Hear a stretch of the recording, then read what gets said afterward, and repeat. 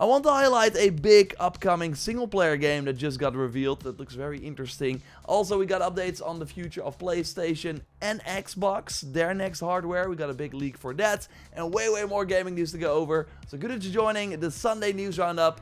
And let's go. We got a bit more info on the cancelled God of War multiplayer game, and I want to go over some other Sony projects as well. Multiplayer first shared new screenshots of the environments, which mostly hint at a Greece setting, likely before the events of God of War 3, as Hades was apparently going to be the owner of the armory. Now we can only speculate what that means, probably that he was an NPC where you could upgrade your gear during co-op runs or something like that. What we do know for a fact is that the game was in development at Bluepoint Games, the studio behind the Demon's Souls and Shadow of the Colossus remake.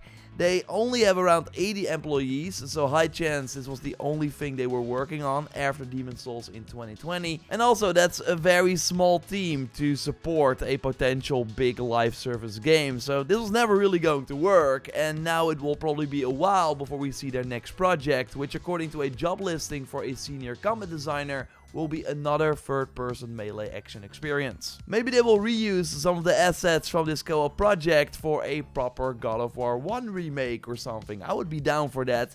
But yeah, where Sony originally wanted to release 10 live service games before 2026, only a few remain right now. We got Marathon that had a lackluster reveal, but is getting some positive buzz after recent playtest, though it will still be tough to make it the success they need. Fair Games, another extraction style shooter, is somehow chugging along as well, and we know Guerrilla Games is working on a Horizon Online title, which I hope we will see soon.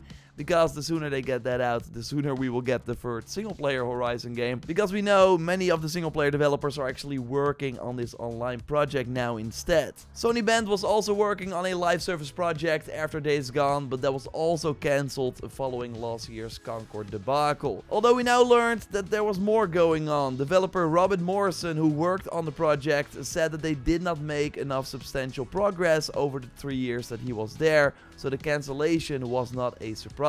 Which is not a good look for Sony Band, although it's another example of a single player studio trying something far outside of their wheelhouse. I really hope they get to make another story driven game like Days Gone, though with that game also not doing as good as Sony wanted, I also would not be shocked if the studio eventually shuts down, although I hope I'm wrong. Hope we still see something on the PS5 from them. Sony still has a strong 2026 lineup though, with Saros, Marathon and Wolverine closing out the year. And then 2027 could be even bigger with Intergalactic and launch titles for the rumored PlayStation 6, which could include a Miles Morales style Venom game. The Horizon Online project will likely launch somewhere in between there too. So yes, both Microsoft and Sony will end the final years of the generation with a bang, but Microsoft will do it of course with games on both platforms. While not all confirmed for PS5 yet, they will of course eventually come. Halo Remake has already been confirmed, Forza Horizon 6 as well. Then of course they also have Gears of War E-Day, Fable, Blade, Clockwork Revolution, and probably more that they have not even announced yet. Like, I'm expecting these titles in 2026 and 2027, and now we got a new leak from Windows Central about their next hardware that is rumored for the end of 2027. In a previous Sunday video, I talked about the new Xbox ROG LIX and how that system feels like a tease of Xbox's future. And well, that's basically confirmed by this report. The next hardware will indeed be a Windows PC, but with an Xbox console experience layer on top. So it will feel like a traditional Xbox, you will never have to leave the UI, but you can go to a Windows environment if you want. And this means that you will be able to play games from other launchers, like from Riot Games, Battle.net, but of course also Epic Games Store, Steam, including PlayStation titles that Sony releases on PC. The big difference versus the ROG Li, according to this leak, is that your Xbox library will work natively on this new hardware, while the Li only has access to PC titles. And another big thing is that Microsoft is reportedly considering dropping their paid multiplayer requirement. Like, if they're going all in on a PC style approach, it would not make sense to still charge for online play if people can also play games through Steam and not have that requirement. If they really drop paid multiplayer and let you buy games from multiple storefronts, letting you choose the best deal, it will really highlight how non-consumer friendly Sony's ecosystem is by comparison. But the question is, will people actually ditch PlayStation for a more open platform without paid multiplayer? Probably not, I would think, because you would of course still miss out on the PlayStation exclusives, although you could just wait a year or so to play them on the next Xbox through Steam. While time's ahead, the price of this next Xbox will be key, because if the upside is not paying for multiplayer and saving money thanks to storefront choice, but the system itself is way more expensive than a PlayStation 6, it won't really matter. I know it's kind of wild to already talk about next gen. We still got 2 really big years for both consoles before we go into the next generation. Although again, I think PlayStation 5 and Xbox Series will be supported for many years after the new consoles come out. But yeah, it's very interesting that both companies are basically going in a completely different direction. So we'll of course follow it here. Let's look at other gaming news for now. Leave a like, that would really help me out, and subscribe, because we post one of these big gaming news roundup videos every Sunday. Now time for quick shots, news stories I will go over quickly. Maybe you've already seen this, but I still wanted to highlight it here. Project Thai, I think that's how you pronounce it. It's based on the Korean Thai masks and the mythology surrounding it. So it's a single player open world action RPG where the characters fighting alongside you are NPCs that all have their own combat roles and can even catch you to break your fall. It definitely gives Dragon's Dogma vibes, though here the fights against these massive creatures take place in more contained arenas from the looks of it, instead of random places in the open world. You can also climb the monsters to hit weak points, or even hold on to one to fly around, similar to the Griffin from Dragon's Dogma. Really love the monster designs in particular. It's planned for 2027 for PC and console, running on Unreal Engine 5. It's another game out of Asia that looks very appealing. I will keep you posted here. Let me know what you think in the comments. Then some sad news. Amazon laid off 14,000 people, including a lot from its video game division. They announced that their MMO New World, which launched on console last year, is getting no more content updates, as it wasn't sustainable according to Amazon. The Nighthaven update they launched 2 weeks ago is the final content drop. But that's not all. In 2023, Amazon announced a Lord of the Rings MMO for PC and console.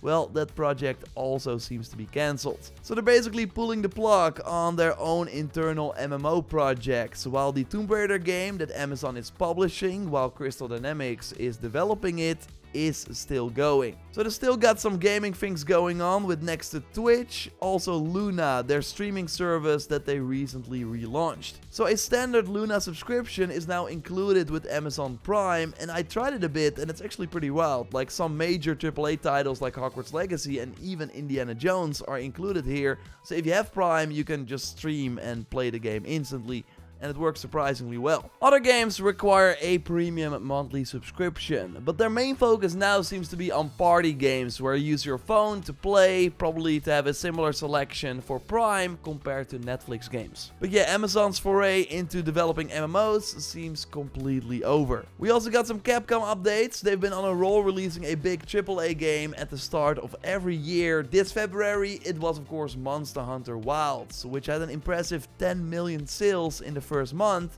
but since then the momentum has stalled.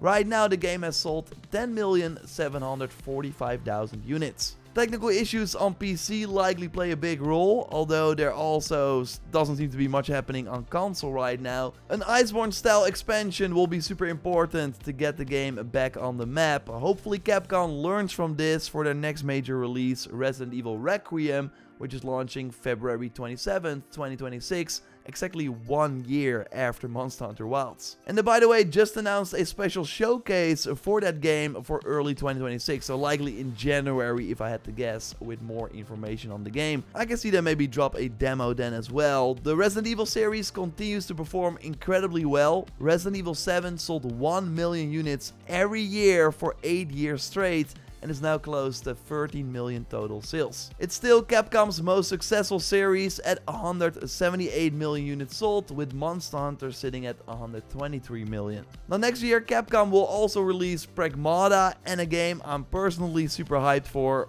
Onimusha Way of the Sword. Still no release date for that yet, but Capcom's financial year ends in March, so you would think they want to get it out before then, although the early part of 2026 is already getting stacked, so we will see what happens. Rumor roundup time. Every week I look at the biggest leaks and rumors and give stars, with 3 being I believe it and 1 means let's take it with a huge grain of salt. So maybe you've seen headlines like Days Gone remastered update out now with power saver mode support, Death Stranding 2 and Director's Cut now support the PS5 power saver feature. So this is a new feature Sony introduced with a recent PS5 firmware update that reduces your console's energy use, so that sounds great, but yeah, in exchange, you scale back performance. For example, in Demon's Souls, the game uses half of the energy, but to do that, it's locked to 30 FPS and a lower resolution, as seen in Digital Foundry's test. So yes, using less energy is great on paper, but I really struggle to see why anyone would purposefully make their games run worse just to save a tiny bit on the energy bill. Now the real reason this mode was added is likely to prepare games for the upcoming PlayStation handheld. Last year Bloomberg reported that such a device was in development, building on the PlayStation Portal,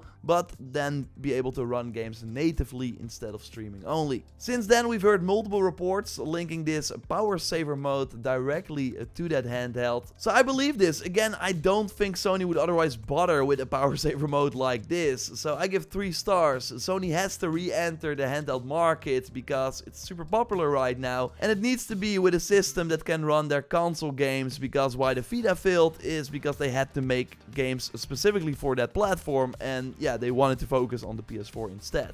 But seeing PS5 launch titles like Demon's Souls already kept at 30 FPS does make it less exciting compared to the PC handhelds that have no problem running a lot of games on 60 FPS. Now the Days Gone remastered still maintains the choice between quality and performance modes, so can run at 60. It just makes the image less sharp, as you can see in this comparison. But of course, that's a remastered PS4 game. Would you be interested in a new PlayStation handheld that runs PS5 titles? The Bloomberg report said that it's still years away, but at one point you want to launch this system, right? So it's out there when there are still PS5 titles being made. I will keep you posted here, but yeah, curious to hear if you would be down in the comments down below. This coming week, the new PlayStation Plus Essential titles drop, including Stray, EA Sports WRC 24, and Totally Accurate Battle Simulator. Stray was kind of a moment when it launched in 2022, nothing groundbreaking in terms of gameplay, but definitely worth checking out if it ever caught your eye back then. New releases this week include Hyrule Warriors Age of Imprisonment for Switch 2, Football Manager 26, and the Sonic party game Sonic Rumble. I will of course have a big Sunday news roundup like this at the end of the week, so subscribe to not miss it, a like would be awesome, and check out my Monday stream where I dive deeper into this week's stories by clicking on the screen. You can then already set the reminder. Thanks for watching, I will speak